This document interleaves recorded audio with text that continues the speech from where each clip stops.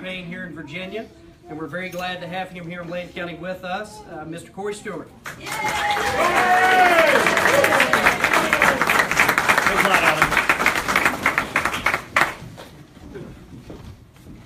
Wow. Great to be here in Southwest. Well, hello, Blaine County. How are you doing tonight? So I'm down here as part of a 4-day visit. I've been down here so many times. I think my wife probably is starting to think I'm seeing somebody down here because I'm down here all the time. And yeah, it's Jack Morgan. Jack is my Jack. Oh gosh, that's how rumors get started. So Jack Morgan is my Southwest director. Oh yeah, it's already done. Thanks, John. Thanks. So Jack and I worked together in the Trump campaign when I was chairing the Trump campaign. Came down here a lot for President Trump. Now President Trump. Was proud to do so. It was tough because I'm elected countywide in Prince William County. There are three counties in Virginia, large counties where we directly elect the chairman, the executive of the county. And in Prince William County, that's me. I've won 4 times there. It's 454,000 people. 454,000 people. It's growing roughly by about 7,000 to 10,000 new residents per year.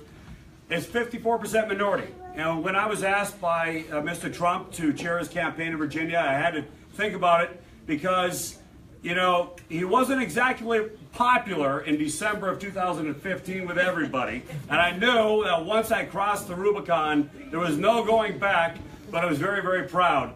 And by the way, how many are happy that we finally have a real president of the United States?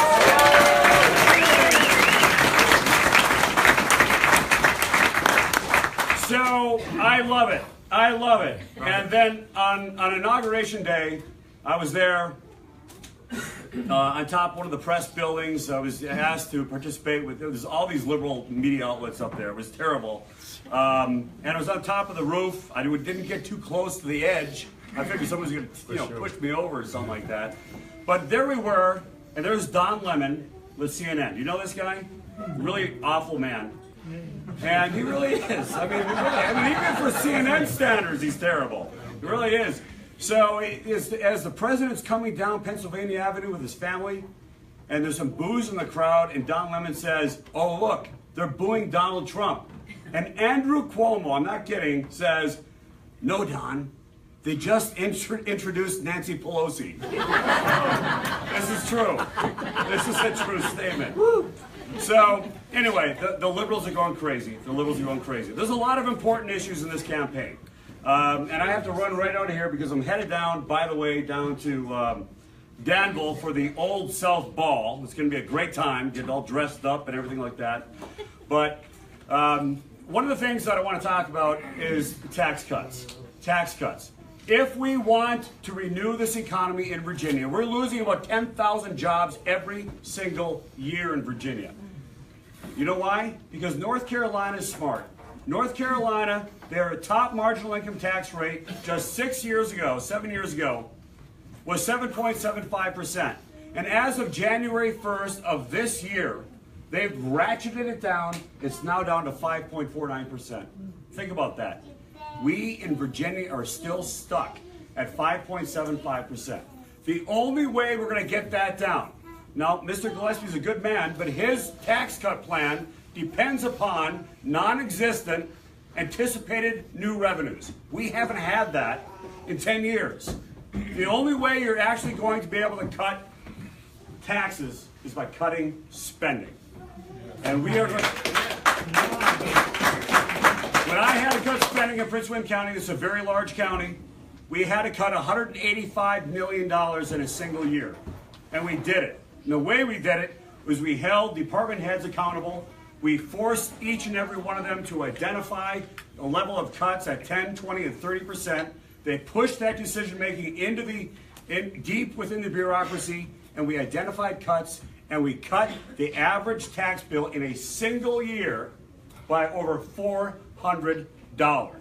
And even today, we have by far the lowest tax bills in Northern Virginia, and I'm very, very proud of that.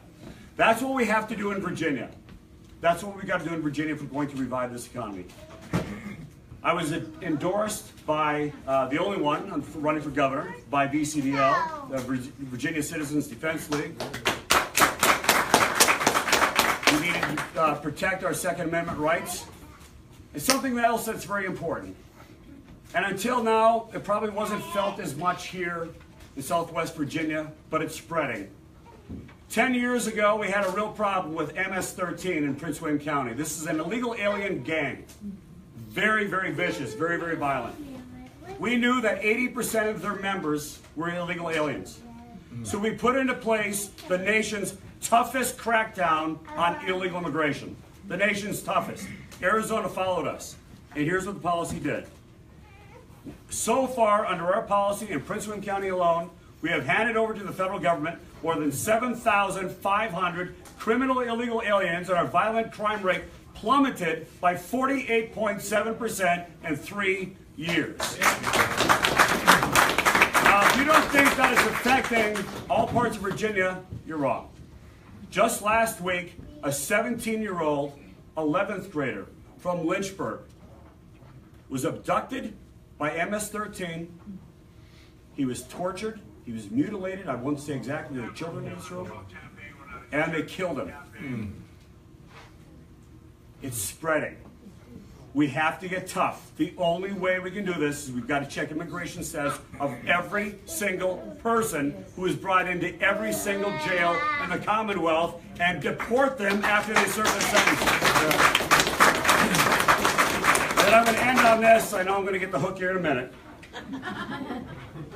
Well, if you're not giving me the hook, then I'll just keep going. I'm just kidding. What does it mean to be from Virginia? When you travel outside of Virginia, if you travel internationally, if you travel to a different part of the country, and somebody says, where are you from? And I know, I feel this way, and I know that all of you do too. You're with pride. You say, I'm from Virginia. I'm from Virginia. And why is that? There's an extra pride there. That's because this state is a state of rebels. We're revolutionaries. We're strong. This is the state of Washington and Jefferson and Madison and Monroe, but it's also the state. It's also the state of Robert E. Lee and Stonewall Jackson. And folks, if we allow the left to destroy our history, right? If we allow the left to take away our heritage, we lose our identity. Right.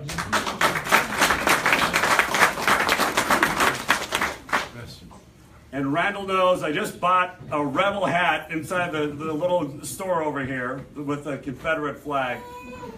And I'm not afraid of that.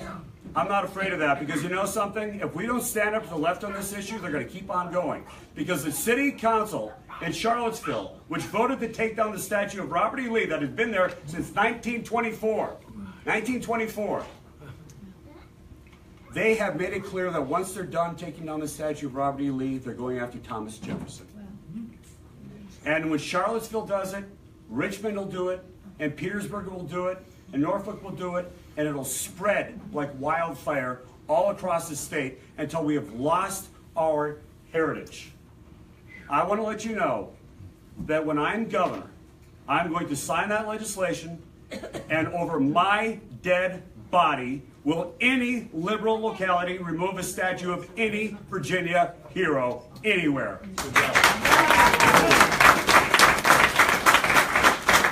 So we're headed off to Danville for the Confederate Ball. The left is going to love that. And then if you get a chance, we're going to Hurley on Monday. I've got 5 stops in Hurley. On Monday, we're campaigning throughout Southwest. And on Monday evening, we're capping it all off with a community assembly at Hurley High School, where their mascot is the Rebel, with a Rebel flag, and we're going. And we're going. They're going to have cheerleaders there and the whole works, and we're going to celebrate it because we need to embrace our heritage and our history. And together, we took back the White House in 2016, and in 2017, we take back Virginia. Thanks a lot.